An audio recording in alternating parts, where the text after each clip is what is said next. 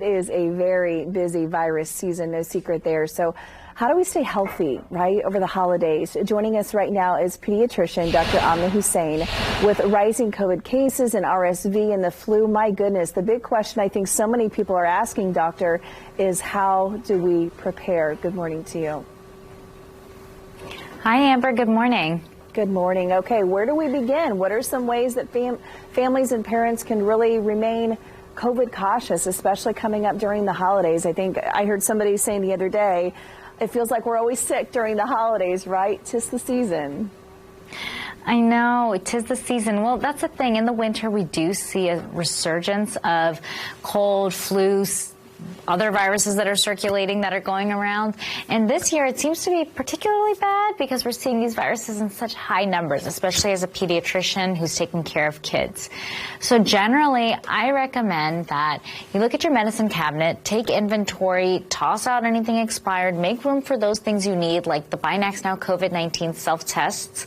Other items that are very helpful as a pediatrician, I recommend saline, medicine syringes, an oral hydration supplement like Pedialyte.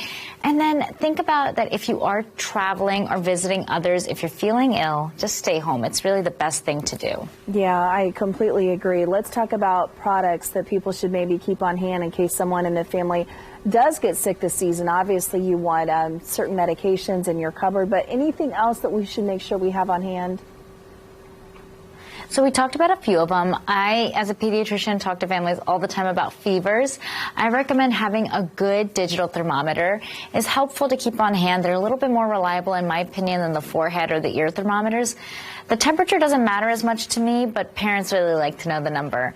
I also recommend, like we mentioned, the oral hydration supplements, saline, and maybe even a medicine syringe so that if you're giving exact amounts to little kids, you have that. But really importantly, we can still be COVID cautious and keep something like the BinaxNOW COVID-19 self-tests, especially if you're traveling. You throw them in your carry-on bag, travel with them so that even if you experience symptoms on the go or at someone else's house, potentially you can still test yourself and be able to take those steps very quickly to appropriately quarantine. You know, doctor, it's so tricky because I've actually been out the last couple of days. I've had some sort of a sinus infection going on, but it does get a little bit confusing, right? The symptoms between cold, flu, and COVID symptoms, I mean, sometimes they're pretty similar. So how do people tell the difference, essentially? What do we need to know? Yeah, so we tell the difference by testing, really, because the symptoms are very, very similar. So testing is going to help you determine which virus is responsible.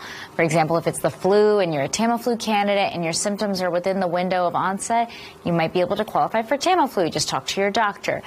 Perhaps if you test and you're able to find out early enough that you carry COVID-19, then you can appropriately quarantine, but reach out to those who you were around so they can test as well, and we can help stop and mitigate transmission. For sure. Doctor, thank you so much for your time, for this important information. I wish you and your family a healthy holiday season. Thank you so much. Thanks, Amber.